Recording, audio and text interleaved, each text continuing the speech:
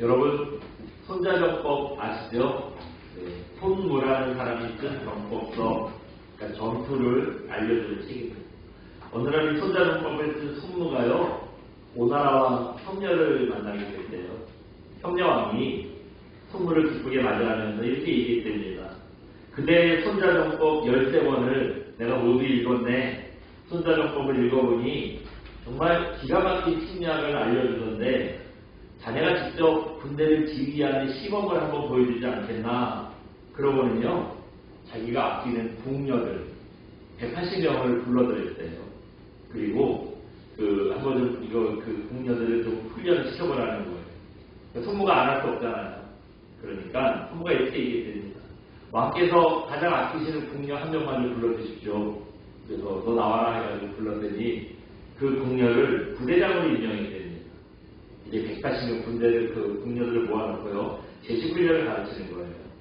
내가 북을 친 후에 손을 앞으로 뻗으면 앞으로 가고, 손을 뒤로 뻗으면 뒤로 가고, 손을 오른쪽으로 뻗으면 오른쪽으로 가고, 왼쪽으로 뻗으면 어디로 가요? 왼쪽으로 가고. 이거 가르쳤어요. 간단하죠? 이제 실전에 들어갑니다.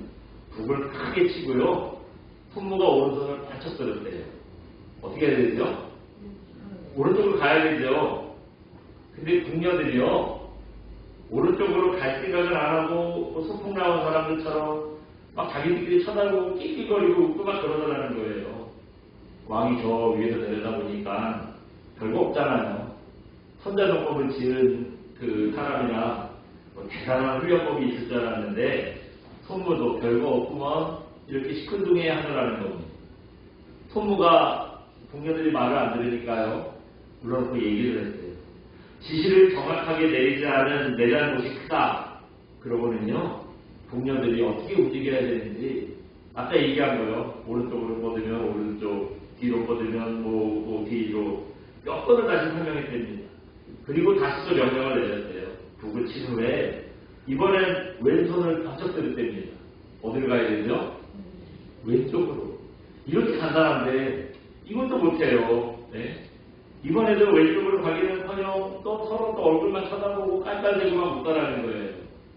다시 궁녀들을 불러놓고요, 이번에는 지시를 정확하게 내려는 대로 따르지 않았으니 군인들을 이끄는 부대장의 죄가 크다.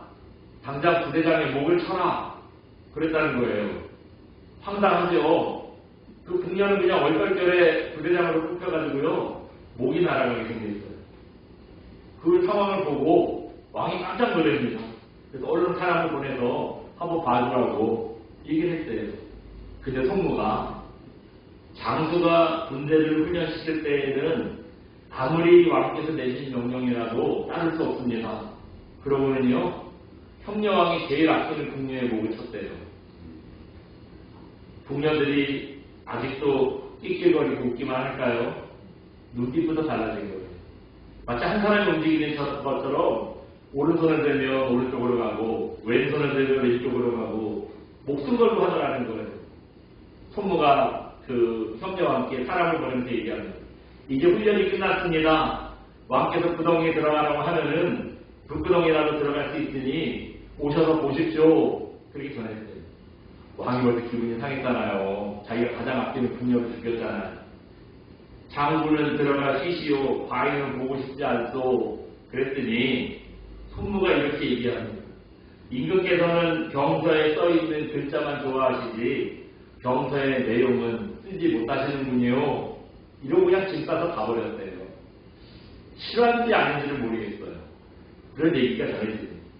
거룩한 설교 시간에 은혜롭지 못하게 좀 쌀벌한 얘기를 해서 죄송합니다만 본복이라는 게 얼마나 중요한 건지 가르쳐주는 일화죠.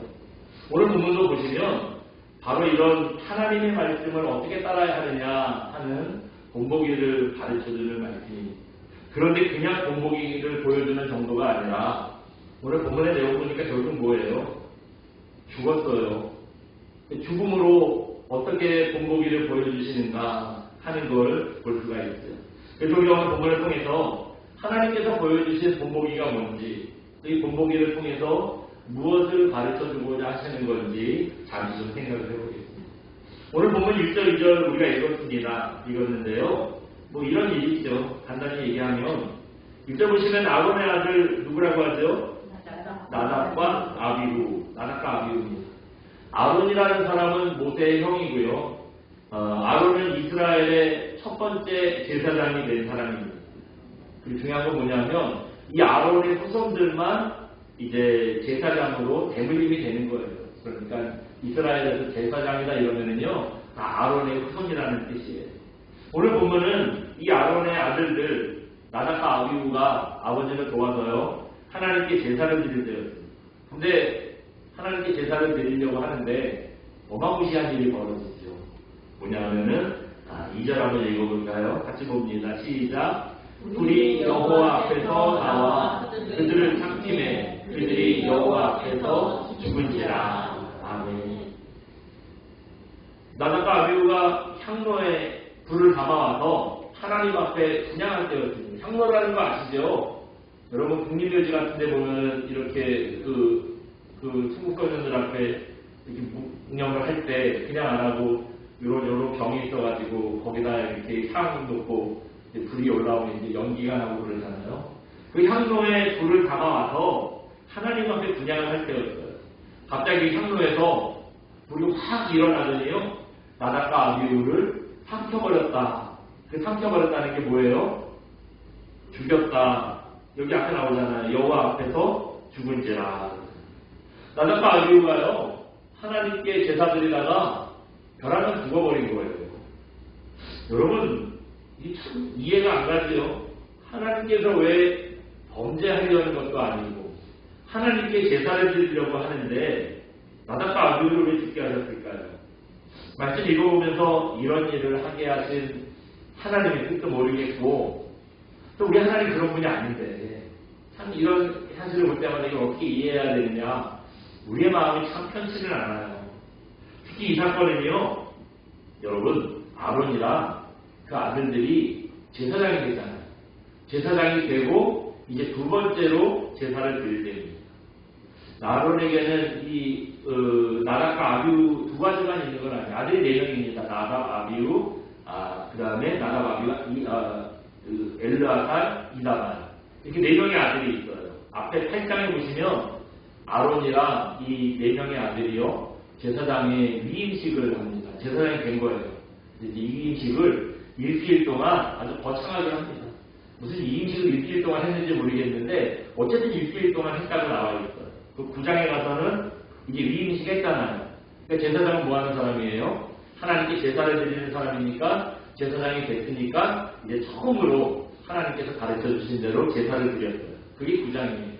우리가 오늘 읽은 게 몇 장이죠? 10장. 10장에 와서 또 제사를 드립니다. 그러니까 이게 몇 번째로 제사 드리는 거예요? 두 번째예요. 머리카락은 두 번째로 하나님께 제사를 드리는 거예요. 여러분 두 번째라고 하면은 잘할까요? 그거 하는 게 시험 같지요. 당연히 실수가 있고 미숙하고 그럴 수밖에 없어요. 저도 신학교 가고 처음으로 설교를 했을 때가 기억이 나요. 제가 그 어렸을 때 다니던 모교회에서 처음 전도사를 시작을 했거든요. 학생부였고 이제 청년이었는데 신학교 갔다 온 목사님이 고전도사 예전에 야야 그랬는데 고전도사 이번 주 수요 예배 설교 좀 해봐 그러는 거. 못한다 그랬더니 해보라는 거예요. 네가 언제까지 안 할 거냐고. 그래서요 진짜 떨리는 마음으로 며칠을 어디를 설교를 해야 되나 하고 그냥 설교를 뒤적거리고 뭐 어쨌든 기도하고 준비를 했어요. 설교를 했어요. 수요일날 잘 했겠어요? 네. 그때 내가 22살이었거든요. 실은 네가 22살이지 딱 저때 하나 올리는 애잖아요. 그 애가 하는 설교니 그 얼마나 시원찮았겠어요. 하는 게 여러 어리버리하대요. 그래도 집사님이랑 권사님들이요 주의조 하나 세운다는 생각으로 아멘도 얼마나 열심히 해주시는지 아무튼 힘이 나서 제가 잘하는 줄 알고 했어요. 분위기 나쁘지 않았는데 지금 생각해보면 참 설교 내용이 얼마나 참 시덥지 않았겠어요. 네, 별 얘기도 못했고 참 부끄러운 설교였어요. 그런데요 여러분 처음보다 그런 거잖아요. 그런 게 처음이잖아요. 미숙하고 실수투성이고 그게 처음 아닙니까? 아마 나답과 아비후가 하나님 앞에 제사를 드릴 때 미숙했을 거예요.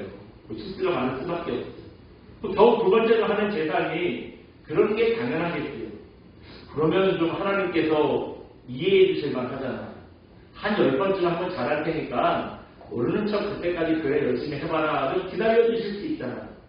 그런데요, 그냥 한 번에 죽음으로 데려가 버리신 거예요. 참 데려가셨어요. 이해가 안 가죠. 하나님께서 왜 데려가셨을까요? 좀 기회를 좀 더 주시지 왜 그러셨을까요? 왜 데려가셨는가 이런 아마 이유가 있을 것 같습니다. 한번 보여주시겠어요? 네, 다시 한번 읽어볼까요? 왜 데려가셨을까? 처음부터 하나님 말씀대로 순종하지 않았기 때문입니다.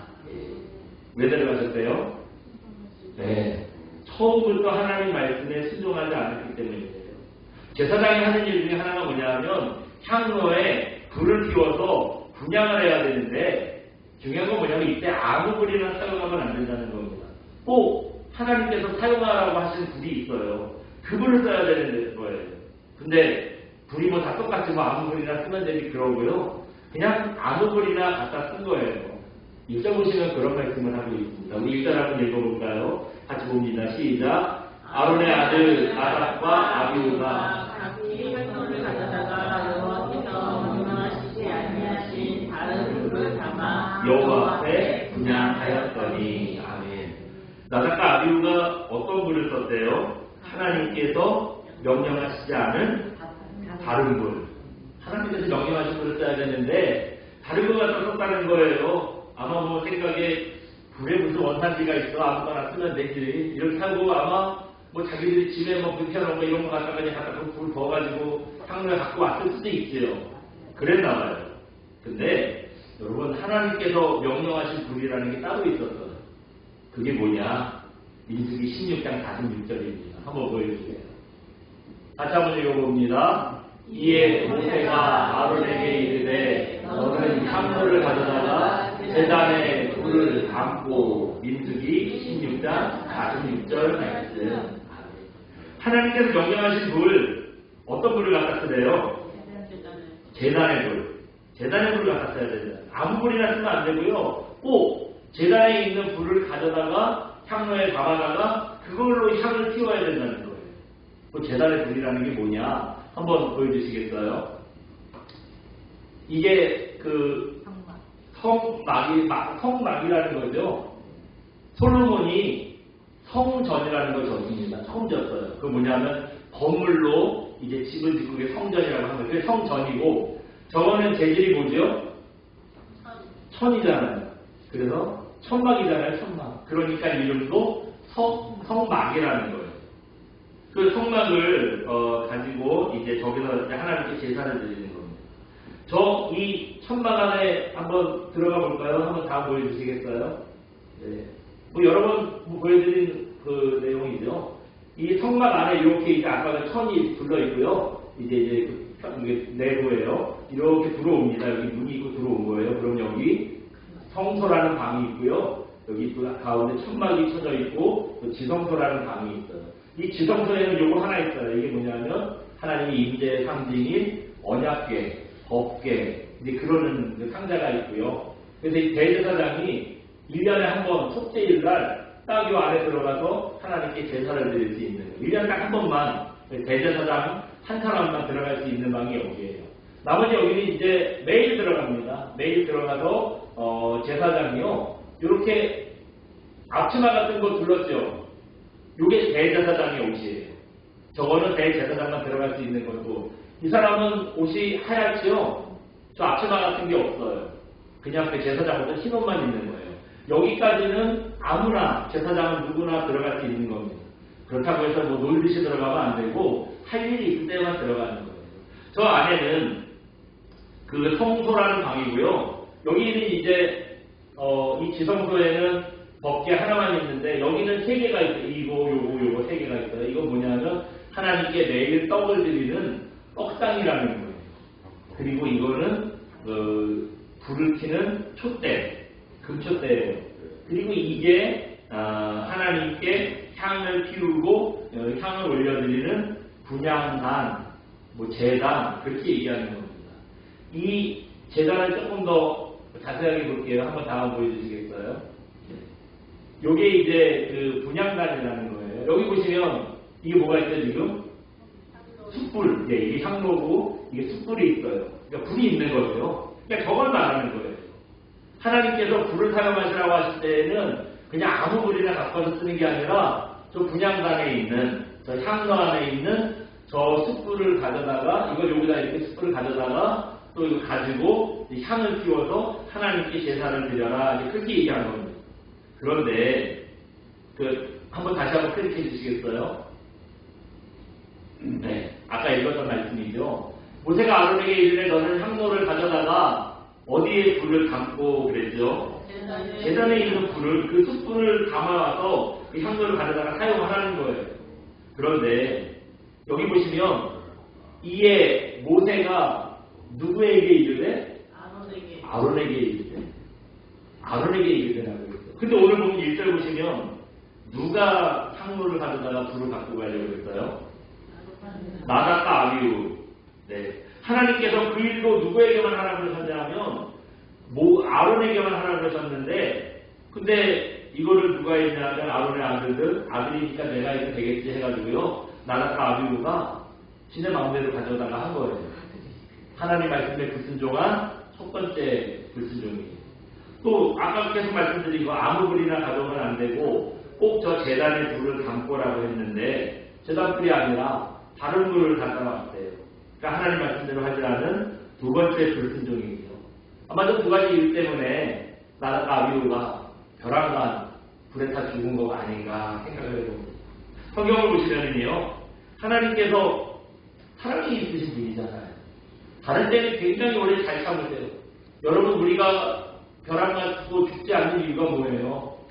하나님께서 오래 참으시기 때문에. 죄지의 은혜를 그냥 막 벼락으로 내리고 막 날이 벌어주시면은 우리 중에 살아있을 사람 아무도 없잖아요. 근데 우리가 명을 다하고 죽을 때까지 기다리시고 참으시는 분이에요. 그렇게 잘 참으시고 사랑이 많으신 분인데 왜 이거 한 번에 이렇게 죽음으로 내려가셨습니까? 성경을 좀 잘 보시면 하나님께서는 다른 때는 이렇게 잘 기다려주시는데요. 유독 처음에는 좀 엄격하게 하시는 걸 볼 수가 있어요. 오늘 본문도 그렇죠. 하나님께서 말씀하신 대로 안 했더니 가차없이 그냥 데려가 버리셨잖아요. 여기만 그런 게 아니에요. 여호수아 7장에 보시면 하나님께서 그 여리고성을 정복할 때 명령을 한 가지 당부하셨어요. 전리품 챙기지 말고 거기 그 여리고성에 있는 사람들 물건 아무것도 가지지 말고 다 진멸하라 그런 명령을 하셨어요. 그런데 아갈이라는 사람이요 이 하나님의 명령을 어기고 그 시나이산 외투 한 벌, 은 200세겔, 금 50세겔 이거 뒤로 빼돌린 거예요. 그랬다가 죽었어요. 여기도 이랬어요. 이때는 뭐냐면 처음으로 가나안 땅을 정복할 때예요. 가나안 땅 정복하는 전쟁이 수십 년 있었는데 제일 첫 번째 전쟁이 바로 여리고성 전쟁이에요. 이런 일이 신약에도 있었어요. 사도행전 5장에 보시면 아나니아와 삽비라 부부 여러분 얘기 아시잖아요. 아나니아와 삽비라 부부가 누가 시킨 것도 아닌데 자기들이 은혜 받고요. 그 자기들 전 재산을 다 팔아서 하나님께 드리겠습니다. 그렇게 약속을 해요. 그리고 이제 자기들 전 재산을 다 팔아가지고 하나님께 가져왔어요. 근데 이게 팔아놓고 났더니 저번 많았나 봐요. 좀 아까웠나 봐요. 그래서 하나님께는 다 이거 파는 거 다 가져온 겁니다 하고요. 뒤로 몰래 빼돌렸어요. 또 죽었어요. 그렇게 하고 나서 죽었어요. 돈을 숨겨서 죽은 게 아니라 성령님을 속인 죄로 죽은 것이다. 성경은 말씀하고 있습니다. 이때는 또 언제냐? 초대교회가 처음 시작될 때예요. 이 땅의 교회가 처음 시작될 때입니다. 이렇게 하나님께서는요. 다른 때는 좀 잘 참아주시는데 뭐든지 초기에는 처음에는요. 건재한 사람들 데려가면서라도 하나님 말씀대로 순종하는 거 굉장히 엄격하게 다루시는 것을 우리가 볼 수가 있어요. 또 이런 일을 통해서 우리가 깨달아야 할 사실이 한 가지 있습니다. 한번 보여주시겠어요? 같이 한번 읽어봅니다. 우리의 원칙과 기준은 처음부터 하나님의 말씀이 되어야 합니다. 여러분, 우리 삶의 원칙과 기준이라는 게 어떤 게 돼야 된대요? 네? 하나님의 말씀. 그런데 그냥 하나님의 말씀이 아니라 언제부터요?